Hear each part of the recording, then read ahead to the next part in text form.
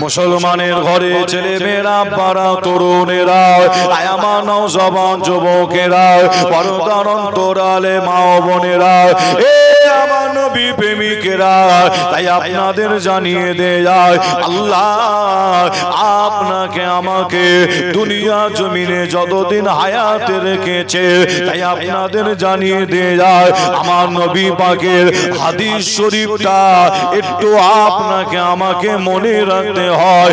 আল্লাহ নবী জানার বাদিরু বিল আমাল কাবলা আন তামুত, আমার নবী জানালে মৃত্যু আসার আগে মৃত্যু হওয়ার আগে যত তাড়াতাড়ি পারো ভালো কাজগুলো করে নাও হে নবী প্রেমিকেরা।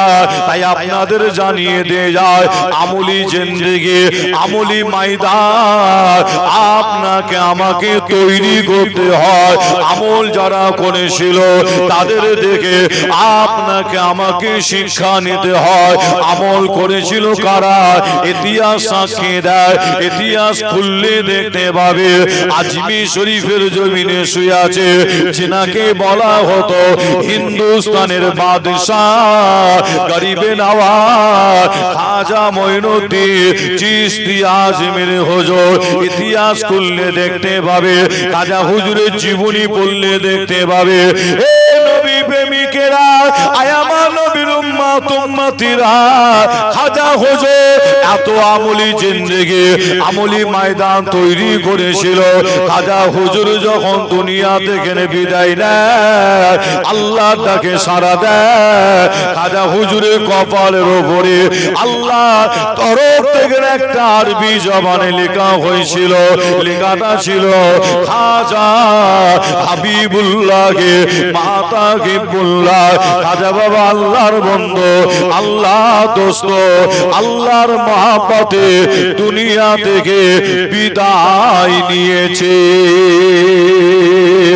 আরো জোরে বলুন সুবহানাল্লাহ, আরো জোরে বলুন সুবহানাল্লাহ। হে নবী প্রেমিকেরা এটা কিসের ক্ষমতা? খাজা হুজুরের কপালে আল্লাহ তরফ থেকে আরবি জবানে লেখা হয়েছিল। দুনিয়ার কোন মানুষ লিখেছিল যে না, আল্লাহ তরফ থেকে লেখা হয়েছিল। এটা কিসের ক্ষমতা? মনে রাখবে এটা হলো আমলি ক্ষমতা, আমলি জিন্দেগি আমলি ময়দান তৈরি করেছিল। এ যুবকেরা খাজা হুজুর দুনিয়া থেকে বিদায় নিয়েছিলেন, লিয়ার মতো নিয়েছিল। এই দুনিয়া থেকে আপনাকে আমাকেও বিদায় নিতে হবে, একদিন চলে যেতে হবে, কিন্তু মরার মতন মরতে হবে। রাস্তাঘাটে কুকুর বিড়াল মরে বনে থাকে, ওই রকম মওতের কোনো লাভ নাই। মরতে যদি হয় আল্লাহর ওলিরা তারা যেভাবে মরেছিল তাদের দেখে আপনাকে আমাকে শিক্ষা নিতে হয়। এই নবী প্রেমিকেরা আপনাদের জানিয়ে দিয়ে যায় আর একজন আল্লাহর ওলির নাম কিতাব খুললে দেখতে পাবে যিনার নাম হযরতে জুন্নুন মিসরি হুজুর। নাম ছিল হযরতে জুন্নুন মিসরি হুজুর। হযরতে জুন্নুন মিসরি হুজুর তিনি যখন ইন্তেকাল করে, ইন্তেকালের পরে দেখতে পাওয়া যায় হুজুরের মুরিদানেরা হুজুরকে গোসল দিলে, খাটিয়ার উপরে তুললে, ওই খাটিয়া কাঁধে করে নিয়ে মুরিদানেরা জানাজার ময়দানে নিয়ে চলে যায়। জানাজার নামাজ হয়, এই নামাজের পরে মুরিদানেরা হুজুরের খাটিয়া কাঁধে করে নিয়ে আবার হুজুরকে নিয়ে চলে যায় কোথায়? কর্মস্থানে নিয়ে চলে যায়। হযরতে জুন্নুন মিসরি হুজুরকে কর্মস্থানে মুরিদানেরা নিয়ে গিয়ে হুজুরকে কবরের উপরে শুইয়ে দেয়। কবরের উপরে শুইয়ে দিয়ে মুরিদানেরা মোটো মোটো মোটো মোটো মাটি নিয়ে হুজুরের কবরের উপরে দিতে লাগে। এই যুবকেরা কিতাবের মধ্যে পাওয়া যায় মুরিদানেরা মাটি দিয়ে যে যার বাড়ির দিকে চলে যেতে লাগে। কিছু মুরিদানেরা হুজুরের কবরের ওপরে মাটি দিয়ে কবরস্থান থেকে তারা বাইরের দিকে বার হচ্ছিল।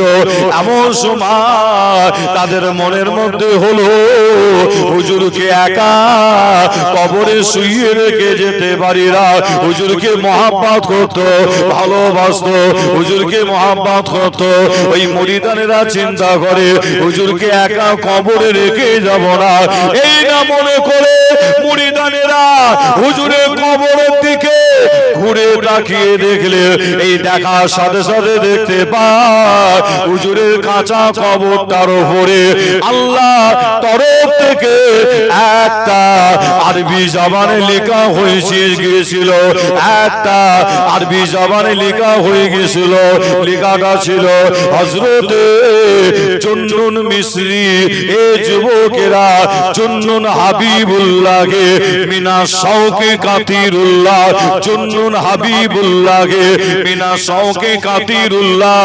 চুন্নুন আল্লাহর বন্ধু, আল্লাহ দোস্ত, আল্লাহর মহব্বতে নিজের জানকে কুরবান করে শহীদ হয়ে গেছে।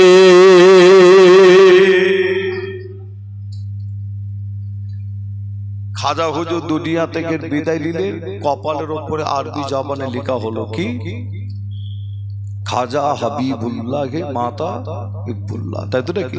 খাজা বাবা আল্লাহর বন্ধু, আল্লাহর দোস্ত, আল্লাহর মহব্বতে দুনিয়া থেকে বিদায় দিয়েছেন। দুনিয়ার কোন মানুষ লিখেছিল জেলা, আর হযরতে জুন্নুন মিসরি হুজুরের কাঁচা কবরটার উপরে লেখা হয়েছিল আল্লাহ তরফ থেকে কি? জুন্নুন হাবিবুল্লাহ মিনা শৌকে কাতিরুল্লাহ।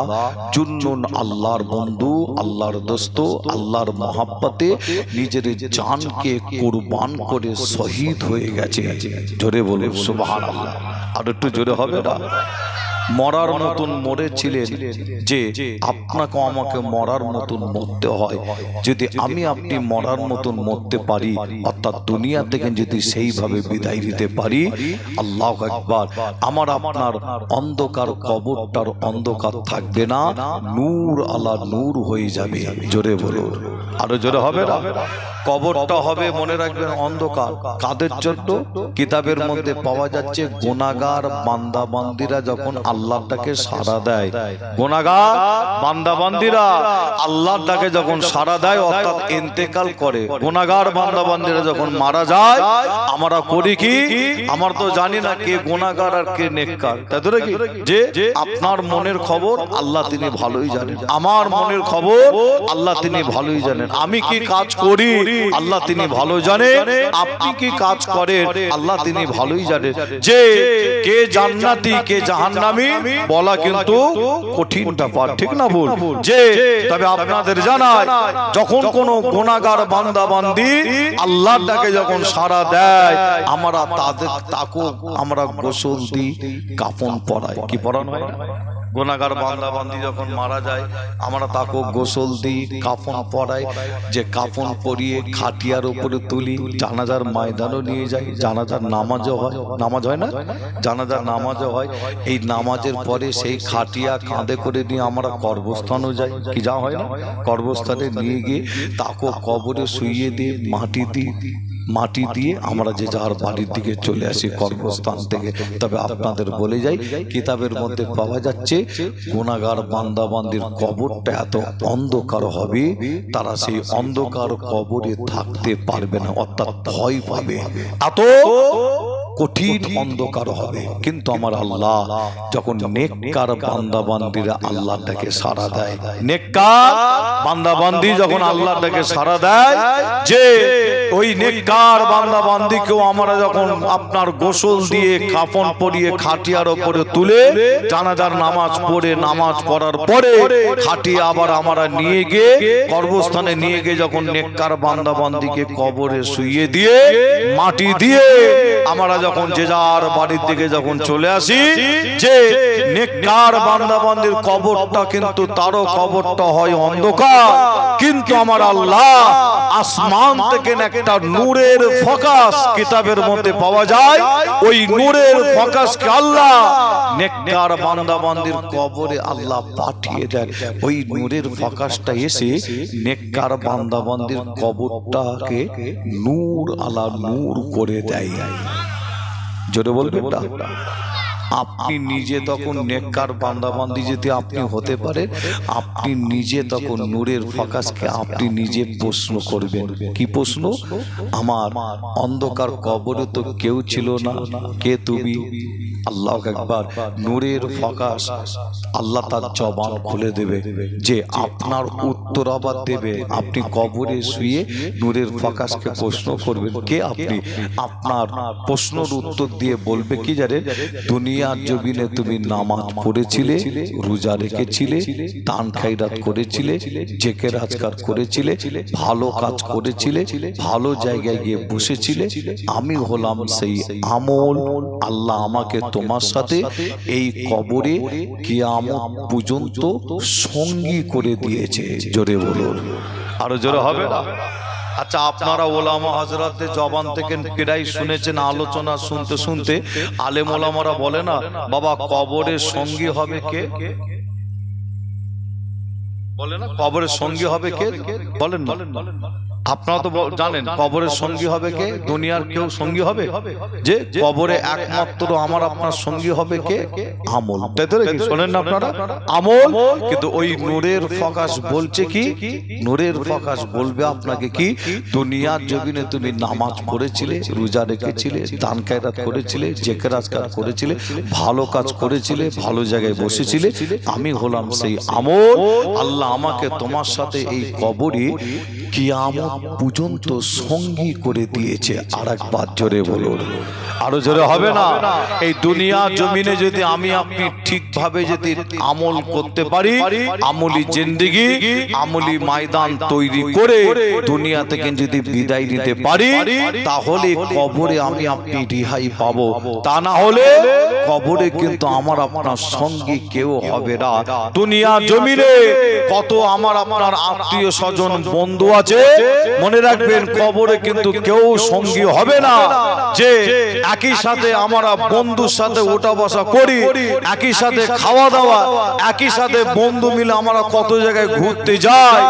মনে রাখবেন যখন মারা যাবে আপনার বন্ধু আপনার জন্য যে দুদিন, 3 দিন, 1 সপ্তাহ যে আপনার জন্য মন খারাপ, 1 মাস আপনার জন্য মন খারাপ যে কাঁদবে, কিন্তু মনে রাখবেন যে আমার বন্ধুটা কবরে কি অবস্থায় পড়ে আছে একবারও দেখতে যাবে না। যে আপনাদের ছোট ভাই ছেলে হিসাবে আপনাদের বলে যাব যে আপনাকে আমাকে আমল করতে হবে। অর্থাৎ আমল করতে গেলে, আমলি জিন্দেগি তৈরি করতে গেলে মনে রাখবেন প্রথম কাজ হচ্ছে আল্লাহর ঘর মসজিদে যেতে হয়। অর্থাৎ নামাজ আপনাকে আমাকে পড়তে হয়। আর নামাজে আল্লাহ এত নিয়ামত দিয়েছে, এই নামাজ পড়া আপনি শুরু করবেন। আপনার কাছে যত খারাপই আছে, গুনার কাজ আপনি যত করেন, দেখবেন নামাজ পড়তে পড়তে নামাজের ওসিলায় আপনার কাছ থেকে গুনার কাজগুলো আস্তে আস্তে সরে যাচ্ছে। আপনি বেশি বেশি ভালো কাজ আপনার দ্বারাই হচ্ছে। একবার জোরে বলুন, আর একটু জোরে হবে না? মুসলমানের ঘরে ছেলে মেয়েরা, পাড়া তরুণেরা, আয়ামা নওজওয়ান যুবকেরা, পর্দার অন্তরালে মা বোনেরা, এ আমার নবী প্রেমিকেরা, তাই আপনাদের জানিয়ে দেয় যায় আপনাকে আমাকে নামাজ পড়তে হয়। আল্লাহ নামাজকে করেছে জান্নাতের চাবি কাঠি। এ যুবকেরা, মুরব্বী চাচা জানেরা, এই নামাজের ওয়াজ করলে বর্তমান সময় অনেকে নামাজের ওয়াজ শুনতে চায় না, অনেকে রোজার ওয়াজ শুনতে চায় না।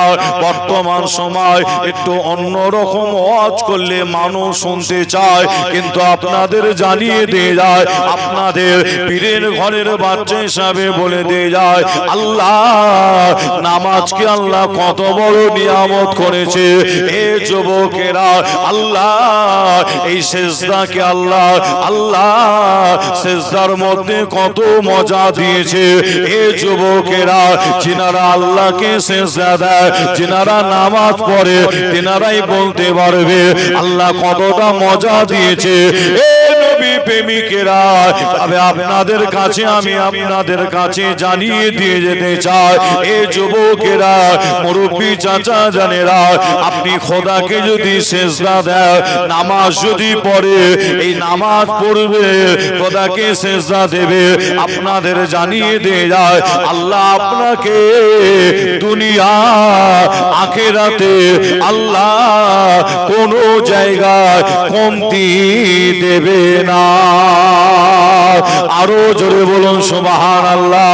এ নবী প্রেমিকেরা, কিন্তু বড় দুঃখের বিষয়, আমরা মসজিদ, আমরা মাশাআল্লাহ অনেক বড় আমরা মসজিদ করেছি, গ্রামবাসীরা মিলে, পাড়ার মানুষ মিলে আমরা চাঁদা দিয়ে মসজিদে মার্বেল লাগিয়েছি, ভালো মসজিদে রং করেছি আরো ভালো। মসজিদ আমরা একতলা ছিল, একতলায় হয়নি, দুতলা মসজিদ আমরা করেছি আরো ভালো। মসজিদে এসি লাগানো হয়েছে আরো ভালো, খারাপ বলবো না, ভালো কাজ করেছে। কিন্তু আপনাদের জানিয়ে দিয়ে যায়, মসজিদের খোরাক হলো মুসল্লি, মসজিদের খোরাক হলো মুসল্লি। এ যুবকেরা, ইমাম সাহেবের কাছে খবর নিলে পাওয়া যায়, বিভিন্ন গ্রামে, বিভিন্ন পাড়ায় ইমাম সাহেবদের কাছে খবর নিলে পাওয়া যায়, ওই মসজিদে একটা কাতারও ভর্তি হয় না। জোহরের নামাজ, আসরের নামাজ, মাগরিবের নামাজ, ঈশার নামাজ, একটা কাতার পর্যন্ত ভর্তি হয় না। আর ফজরের নামাজের কথা বললাম না, তার কারণ হলো মুয়াজ্জিন আজান দেয়, ইমাম সাহেব নামাজ পড়ায়, কয়েকজন মানুষ যাই নামাজ শেষ হয়ে যায়। এ যুবকেরা, মুরব্বী চাচা জানেরা, তবে আপনাদের কাছে আজ আমি নামাজের কথা বলে যাই, আপনাদের কাছে জানিয়ে দিয়ে যায়, আমরা মূল জায়গা দেখেন সরে যাচ্ছে, যেটা মূল জায়গা হলো নামাজ, নামাজ, নামাজ। এ যুবকেরা, এই নামাজ আপনাকে আমাকে পড়তে হয়, আপনাদের জানিয়ে দিয়ে যায়। আপনারা জানেন আওলাদের রাসূল ইমাম হোসেন হুজুর কারবালার জমিনে শহীদ হয়েছিল। এ যুবকেরা, আমার আল্লাহ পাক জান্নাতের সরদার করেছিলেন আওলাদের রাসূল ইমাম হাসান, ইমাম হোসেন হুজুর, আল্লাহ জান্নাতের সরদার করেছে। কিন্তু ইমাম হোসেন হুজুর কারবালার জমিনে শহীদ হয়েছিল। এ যুবকেরা, আপনাদের জানিয়ে দিয়ে যায়, আপনাদের বলে দিয়ে যায়, কারবালার জমিনের ঘটনা আপনারা প্রত্যেকে কম বেশি জানে, কিন্তু আপনাদের জানিয়ে দিয়ে যায়, আওলাদের রাসূল ইমাম হোসেন হুজুরের সামনে দিক থেকে আঘাত করার চেষ্টা করে, হুজুরের ডান দিক থেকে আঘাত করার চেষ্টা করে, হুজুরের বাম দিক থেকে আঘাত করার চেষ্টা করে। যুদ্ধের ময়দানে আওলাদের রাসূল ইমাম হোসেন হুজুরের তরবারের সামনে কেউ দাঁড়াতে পারে না। আপনার কিতাবের মধ্যে পাওয়া যায়, হুজুরের সামনে দিক থেকে, ডান দিক থেকে, বাম দিক থেকে আঘাত করার চেষ্টা করে। এই যুবকেরা, হুজুরের তরবারের সামনে কেউ দাঁড়াতে পারে না।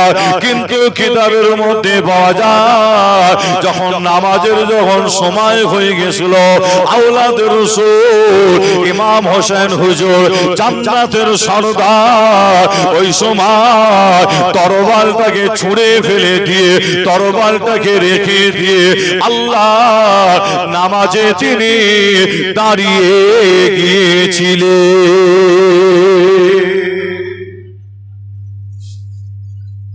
যুদ্ধের ময়দান, তাই তো নাকি? কারবালা যুদ্ধের ময়দানে আওলাদে রসুল ইমাম হোসেন হুজুর যখন নামাজের সময় হয়ে যান, তিনি নামাজে আল্লাহর ইবাদত অর্থাৎ নামাজে তিনি দাঁড়িয়ে গিয়েছিলেন। জোরে বলুন। নামাজ কিন্তু আমার আপনার জন্য ছাড় হবে না। আপনি দাঁড়িয়ে দাঁড়িয়ে নামাজ পড়তে পারেন, বসে বসে পড়েন কি মসজিদে দেখেন না, বসে বসে অনেকে পড়ে। দাঁড়িয়ে পড়তে পারেন যে কোমরের অনেক সমস্যা, হাঁটুর সমস্যা, এমনও মানুষ আছে না, হাঁটুর অনেক সমস্যা, কোমরের সমস্যা, দাঁড়িয়ে পড়তে পারেন। আপনি বসে বসে পড়ে, বসে আপনার হচ্ছে না, চেয়ারে বসে হচ্ছে না, আপনি নিচেই বসে নামাজ পড়েন, মাপ নাই, পড়তে হবে। যে আপনি বসে নামাজ পড়তে পারছেন না, আপনাকে শুয়ে শুয়েও নামাজ পড়তে হবে। নামাজ কিন্তু ছাড় নাই, নামাজ আপনাকে আমাকে পড়তে হবে। আর আজকে আমি আপনি যে আমরা মুসলমান মূল জায়গা থেকে না আমরা সরে যাচ্ছি, যে কারণে আল্লাহর মাদাদ, যে কারণে আল্লাহর সাহায্য আমার আপনার উপরে হয় না। যে আল্লাহর মাদাদ, আল্লাহর সাহায্য পেতে গেলে আল্লাহকে রাজি, আল্লাহকে খুশি করতে হয়। আল্লাহকে রাজি খুশি করতে গেলে মনে রাখবেন প্রথম কাজ মুসলমানের হলো নামাজ। আর আল্লাহকে রাজি খুশি যদি করতে পারে, খোদাকে সেজদা দিয়ে আমার আল্লাহ আপনার উপরে আসমান থেকে মাদাদ করবে। জোরে বলুন। আরো জোরে হবে না? আর একটু জোরে বলবেন না? একবার দরুদ শরীফ আল্লাহুম্মা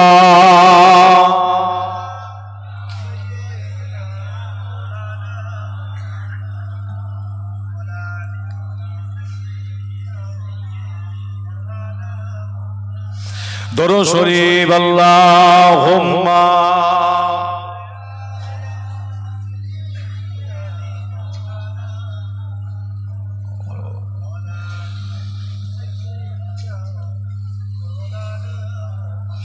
তুমি আসমানে থাকো প্রভু, আমি জমিনে। তুমি আসমানে থাকো প্রভু, আমি জমিনে। তবু তোমারি প্রেম জমে হৃদয় গগিনে।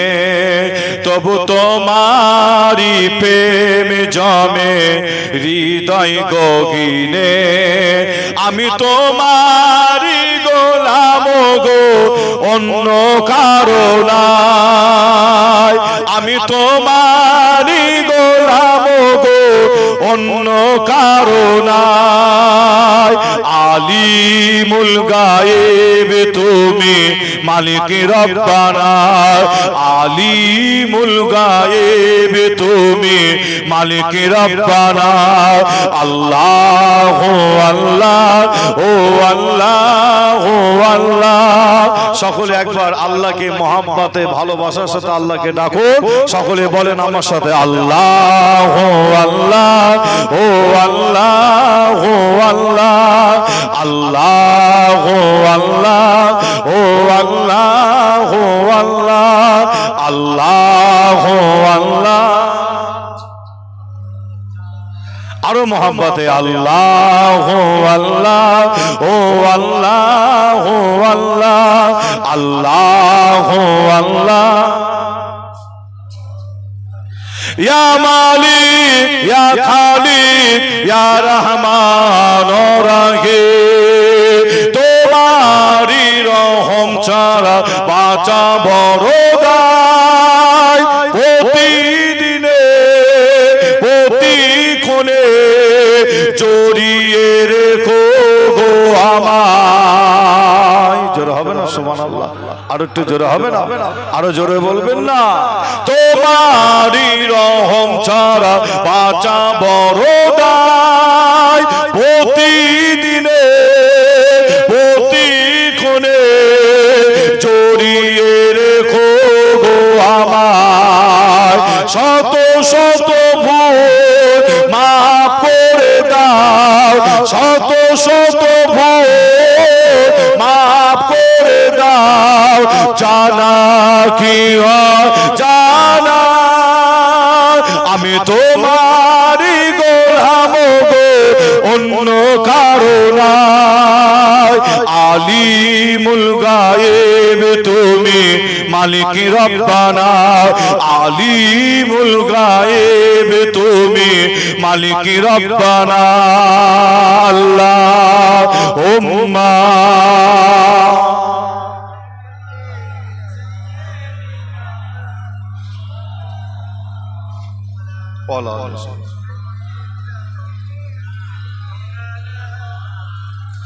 আমার দিনদার ইমানদার নেককার আল্লাহওয়ালা ভাইজানেরা জওয়ান যুবকেরা পর্দার অন্তরের আড়ালে অবস্থিত আমার মা ও বোনেরা যে আপনাদের ছোট ভাই ছোট ছেলে হিসাবে আপনাদের জানাই আমার আল্লাহ যে এই পৃথিবীর জমিনটাকে আল্লাহ কত সুন্দর করে আল্লাহ সৃষ্টি করেছে যে তামাম সৃষ্টি জগতের জন্য আল্লাহ আমার আপনার নবীকে রহমাতাল লিল আলামিন করেছেন। জোরে বলুন সুবহানাল্লাহ।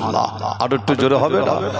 আল্লাহ পাক তামাম সৃষ্টি জগতের জন্য আল্লাহ আমার আপনার নবীকে রহমাতাল লিল আলামিন করেছেন। আরেকবার জোরে হবে না? আরো জোরে বলবেন না? আল্লাহ পাক এই পৃথিবীর জমিনটাকে কত সুন্দর করে আল্লাহ সৃষ্টি করেছে আপনারা লক্ষ্য করলে দেখতে পাবেন আল্লাহ কোন জায়গায় পাহাড় দিয়েছে, তাই তো নাকি? আমার আল্লাহ এই পৃথিবীর জমিনে আবার আল্লাহ কোন জায়গায় সমুদ্র দিয়েছে, আবার আমার আল্লাহ কোন জায়গায় আল্লাহ জঙ্গল দিয়েছেন, আবার কোন জায়গায় আল্লাহ পৃথিবীর জমিনে মরুভূমি দিয়েছে। যে আল্লাহ কত সুন্দর করে আল্লাহ পৃথিবীর জমিনটাকে আল্লাহ সাজিয়েছে যে কোন জায়গায় পাহাড়, কোন জায়গায় জঙ্গল, কোন জায়গায় সমুদ্র, কোন জায়গায় মরুভূমি। যে আল্লাহ পাকের কত নিয়ামতি আল্লাহ জিনিস আল্লাহ রেখেছে যে এই পৃথিবীর জমিনে আল্লাহ পাক যত কিছু নিয়ামতি জিনিসকে আল্লাহ সৃষ্টি করেছে সব আমার আপনার উপকারের জন্য। জোরে বলবেন না? আরো জোরে হবে না? আপনি একটা গাছকে নিয়ে যদি চিন্তা করেন, আপনার একটা গাছ, সামান্য একটা গাছকে নিয়ে যদি চিন্তা করেন, আপনি চিন্তা যদি করেন অবাক হবেন গাছ আমাদের জন্য কত উপকার, তাই তো নাকি? ফল আপনার গাছ যেমন আম গাছ যেমন ফল দেয়, আবার আম গাছ আবার আপনাকে আমাকে অক্সিজেন দেয়, তাই না? যে অক্সিজেন দেয়। মনে রাখবেন যে আপনাদের ছোট ভাই ছেলে হিসাবে আপনাদের জানাই যে আল্লাহর এই সমস্ত নিয়ামতি জিনিসগুলো আমি আপনি যদি দেখার পরে চিন্তা করে আল্লাহ দরবারে যদি শুকরিয়া আদায় করি, মনে রাখবেন আল্লাহ আমার আপনার আমল নামায় নেকি লিখে দেন। জোরে বলুন। আরো জোরে হবে না? আর একটু জোরে বলবেন না? আল্লাহ পাক আমার আপনার শরীরটাকে যদি আপনি আপনার নিজের শরীরটার দিকে দেখেন, প্রত্যেকে যদি নিজের শরীরটার দিকে একবার লক্ষ্য করেছেন, যে একবার লক্ষ্য করে দেখেন কত সুন্দর করে আমার আপনার বডিটাকে আল্লাহ তৈরি করলেন, কত সুন্দর করে আল্লাহ তৈরি করেছেন। আল্লাহ একবার যে এই বডির মধ্যে আল্লাহ আমার আপনার চোখ দিয়েছেন, আছে না নাই? আল্লাহ মাথা দিয়েছেন, চোখ দিয়েছেন, নাক দিয়েছেন, মুখ দিয়েছেন, কান দিয়েছেন, যে আল্লাহ হাত দিয়েছে, পা দিয়েছে। এক কথাই কত সুন্দর করে আল্লাহ বডিটাকে আল্লাহ তৈরি করেছে। আমি আসিম বিল্লাহ যদি এই বডির মধ্যে আমাদের প্রত্যেকের এই বডিটার মধ্যে একটা হাত নিয়ে যদি আলোচনা করি আজকে, মনে রাখবেন এই একটা হাত নিয়ে আলোচনা করলে দেখা যাবে সারা রাত কেটে যাবে, আলোচনা করে শেষ করা যাবে না। একটু জোরে হবে না? আল্লাহু আকবার। যে একটা হাত, আপনি অবাক হবেন যদি একটা হাত নিয়ে যদি আপনি যদি চিন্তা করেন কত সুন্দর করে আল্লাহ বডিটাকে তৈরি করলে। দেখেন এই একটা হাত, আমার আপনার এই একটা হাতের মধ্যে আল্লাহ এখানে আল্লাহ কটা কবজা দিয়েছেন দেখলে অবাক হবে।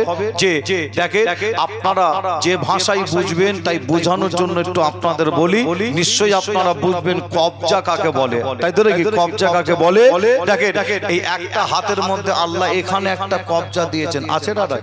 আছে না নাই? প্রত্যেকের হাতে দেখবেন এখানে আল্লাহ একটা কবজা দিয়েছে।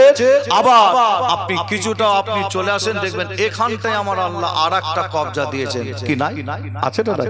এখানে একটা কবজা, আবার এখান থেকে আপনি ওপরে ওঠে দেখেন এই জায়গাটায় আমার আল্লাহ আর একটা কবজা দিলেন। আল্লাহু আকবার। যে আপনি আরো একটু উপরে চলে আসেন দেখেন এই একটা আঙ্গুলের মধ্যে আল্লাহ কটা কবজা দিয়েছে? একটা আঙ্গুল, এইটুকুন আঙ্গুলের মধ্যে আমার আল্লাহ এখানে একটা, এখানে একটা, এখানে একটা দিয়েছেন। কি তার যে কটা কবজা? আল্লাহু আকবার। আমার আপনার হাতে যদি আল্লাহ এই কবজাগুলো যদি না দিতেন, তাহলে আমার আপনার হাতটা তাহলে থাকতো কেমন? যে বলে হাত তাহলে থাকতো কেমন? এরকম স্টেট থাকতো না?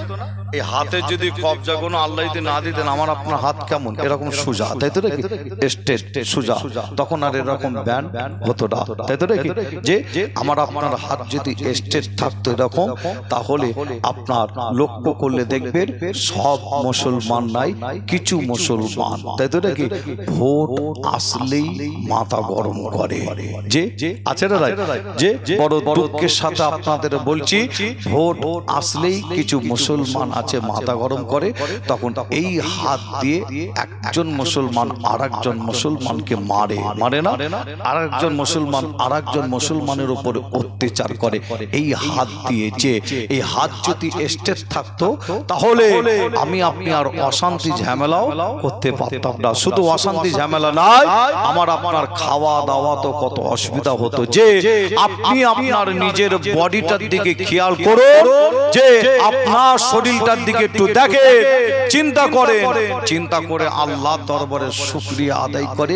এই শুকরিয়া আদায় করার কারণে আল্লাহ আপনার আমার আমলনামায় নেকি লিখে দেবেন। জোরে বলুন, আর একটু জোরে হবে না?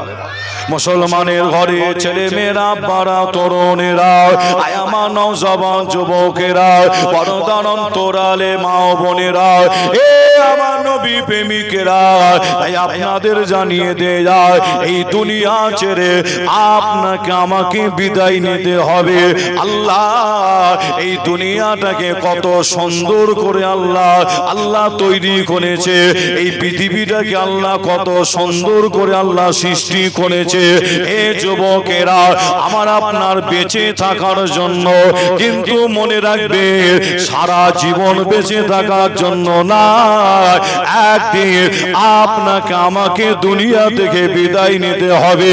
এই যুবকেরা, তাই আপনাদের জানিয়ে দিয়ে যায়, এই পৃথিবীর জমিনে আল্লাহ কোন জায়গায় পাহাড়, কোন জায়গায় জঙ্গল, কোন জায়গায় সমুদ্র, কোন জায়গায় মরুভূমি দিল।